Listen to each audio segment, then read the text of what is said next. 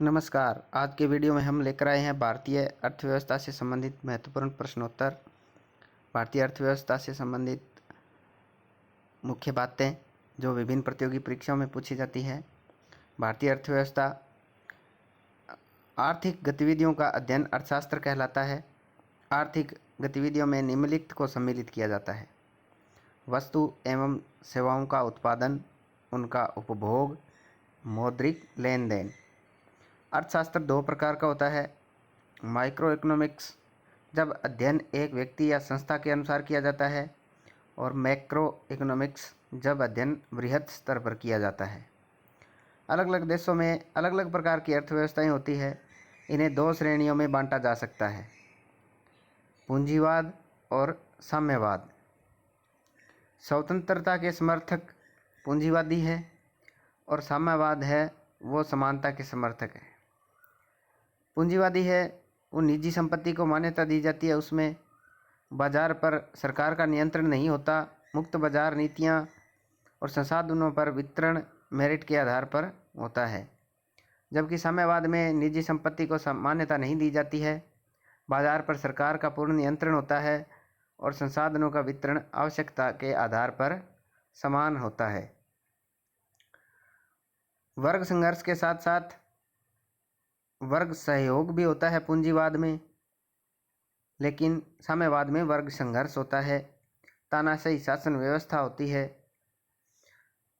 पूंजीवाद में लोकतांत्रिक शासन व्यवस्था, अहिंसा का समर्थन, धर्म व्यक्तिगत आस्था का विषय है। मुख्य विचारक इसमें है एडम स्मिथ, बुक है द वेल्थ ऑफ नेशन। पूंजीवाद में धार्मिक रूप से नास्तिक है। साम्यवादी लोग धर्म की तुलना अफीम से की गई है। मुख्य विचारक कार्ल मार्क्स है। इसकी पुस्तक है दास कैपिटल, कम्युनिस्ट मैनिफेस्टो। सर्वप्रथम साम्यवाद को रूस में अपनाया गया। 1917 में लेनिन के नेतृत्व में बोल्शेविक क्रांति हुई। राजतंत्र को समाप्त करके साम्यवादी तानाशाही स्थापित की गई। 1922 ईस्वी में USSR, Union of Soviet Socialist Republic की स्थापना की गई। द्वितीय विश्व युद्ध के बाद 1939 से 45 विश्व दो गुटों में बंट गया। साम्यवादी गुट का नेतृत्व यूएसएसआर और पूंजीवादी गुट का नेतृत्व यूएसए ने किया। इस प्रकार यूएसएसआर एवं यूएसए के बीच शीत युद्ध, वैचारिक युद्ध की शुरुआत हुई। शीत युद्ध के कारण यूएसएसआर की आर्थिक स्थिति कमजोर हो गई। अंततः 1991 में यूएसएसआर का विघटन हो गया तथा इस युद्ध में यूएसए की जीत हुई। 1949 में चीन में साम्यवादी तानाशाही की स्थापना की गई।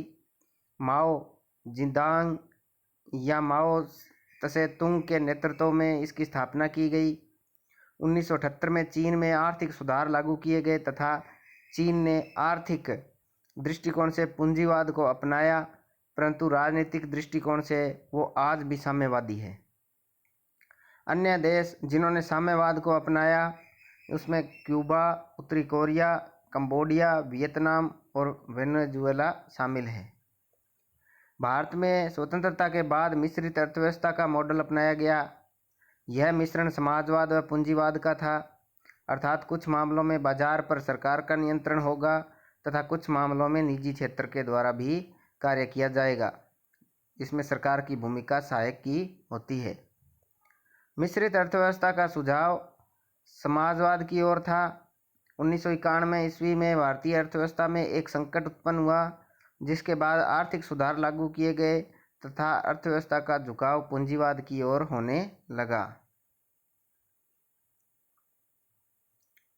अब आता है प्रथम अध्याय, मांग और आपूर्ति, डिमांड एंड सप्लाई। मांग की परिभाषा क्या है? वस्तु व सेवा की वह मात्रा जो कि कोई उपभोक्ता एक निश्चित समय अवधि के दौरान विभिन्न कीमतों पर खरीदने के लिए तैयार होता है। मात्रा जिसमें खरीदने के लिए तैयार वस्तु या सेवा, उसकी मात्रा, उपभोक्ता, निश्चित अवधि, विभिन्न कीमत आपूर्ति की परिभाषा। वस्तु व सेवा की वह मात्रा जो कि कोई उत्पादन या विक्रेता एक निश्चित समय अवधि के दौरान विभिन्न कीमतों पर उपलब्ध करवाने या करने के लिए तैयार होता है। आदर्श रूप में मांग एवं आपूर्ति संतुलित होनी चाहिए, परंतु व्यावहारिक से यह असंतुलित रहती है, जिसके कारण दो प्रकार की परिस्थितियां उत्पन्न होती है: मांग ज़्यादा आपूर्ति कम, या आपूर्ति ज़्यादा मांग कम। इसके बाद आता है मांग ज़्यादा आपूर्ति कम। इसमें कीमतें हाई होती है, महंगाई बढ़ जाती है, मुद्रास्फीति की स्थिति होती है, महंगाई गिर जाती है, विक्रेता को लाभ हो जाता है, निवेश बढ़ जाता है, रोजगार भी बढ़ जाता है, नियमित आय और जीवन स्तर में ये ऊंचे हो जाता है। आपूर्ति ज़्यादा और मांग कम हो तो कीमतें गिर जाती है, उत्पादक एवं विक्रेता को हानि होती है, निवेश भी गिर जाता है, रोजगार में कमी आती है, नियमित आय इसकी कोई नहीं होती, जीवन स्तर में गिरावट आ जाता है, मंदी का माहौल बनता है। कुछ मात्रा में मुद्रास्फीति अर्थव्यवस्था के लिए आवश्यक है, परंतु इसकी अधिकता चिंता का विषय है। इसकी अधिकता से मुद्रा की कीमत घटती है एवं मुद्रा व्यवस्था ध्वस्त हो सकती है। मंदी अर्थव्यवस्था के लिए नकारात्मक है। यदि मंदी की स्थिति लगातार लंबे समय तक रहती है तो उसे महामंदी भी कहते हैं। जैसे ग्रेट डिप्रेशन 1929 यूएसए में हुआ था। मांग का संबंध पैसों से, धन से होता है। बाजार में धन की उपलब्धता तरलता कहलाती है। तरलता के माध्यम से मांग को नियंत्रित किया जाता है। तरलता को मौद्रिक नीति के माध्यम से नियंत्रित किया जाता है। मौद्रिक नीति का निर्धारण आरबीआई के द्वारा किया जाता है। ब्याज दरें। मौद्रिक नीति जो है उसकी दो भाग है। ब्याज दरें हाई होती है, तरलता निम्न, खर्चा भी कम, मांग भी कम और मुद्रास्फीति भी कम। अगर ब्याज दरें कम है तो तरलता ज़्यादा, खर्चा भी ज़्यादा, मांग भी हाई होता है और मुद्रास्फीति भी बढ़ती है। आपूर्ति का संबंध उत्पादन से होता है। इसे सदैव बढ़ाने का प्रयास किया जाता है, कम करने का प्रयास नहीं किया जाता। जब अर्थव्यवस्था में मंदी की स्थिति हो तब सरकारी खर्च में बढ़ोतरी की जाती है जिससे मांग बढ़ सके। इसके लिए राजकोषीय नीति का प्रयोग किया जाता है। यहाँ जो दो कॉलम से दिखाया गया है कि डिमांड और सप्लाई, डिमांड ज़्यादा है, सप्लाई कम है तो महंगाई और मुद्रास्फीति बढ़ती है। मौद्रिक नीति, आरबीआई और सप्लाई। उसके बाद जब सप्लाई ज़्यादा है और डिमांड कम है तो मंदी क्या आ जाएगा, फिर सरकारी खर्च बढ़ाया जाता है और राजकोषीय नीति अपनाई जाती है। उसके बाद मांग को प्रभावित करने वाले कारक। वस्तु व सेवाओं की कीमतें। जब कीमतें अधिक होती है तब मांग कम होती है, तथा जब कीमतें कम होती है तब मांग घट जाती है, बढ़ती है। उपभोक्ता की आय। जैसे जैसे उपभोक्ता की आय बढ़ती है, मांग भी बढ़ती है तथा व्यक्ति के द्वारा उच्च गुणवत्ता की वस्तु व सेवाओं की मांग की जाती है। जनसंख्या। जनसंख्या के बढ़ने से मांग भी बढ़ती है। उपभोक्ता की पसंद और रुचि भी यहाँ प्रभावित करती है।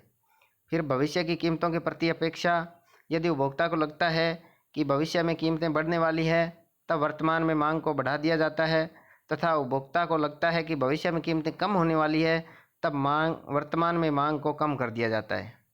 संबंधित वस्तुएं ये दो प्रकार की होती है। पूरक वस्तुएं, जब दो या दो से अधिक वस्तुओं का प्रयोग एक साथ किया जाता है। एग्जाम्पल मोबाइल और चार्जर, और कार के साथ पेट्रोल और डीजल। यदि पूरक वस्तुओं की कीमतें बढ़ती है तब मुख्य वस्तु की मांग कम हो जाती है। प्रतिस्थापन या स्थानापन्न वस्तुएं। जब दो वस्तुओं को एक दूसरे के स्थान पर प्रयोग किया जाता है। एग्जाम्पल टी या कॉफ़ी। यदि कॉफ़ी की कीमतें बढ़ा दी जाती है तो चाय की मांग बढ़ जाती है। उसके बाद विज्ञापन। विज्ञापन के कारण भी मांग बढ़ती है।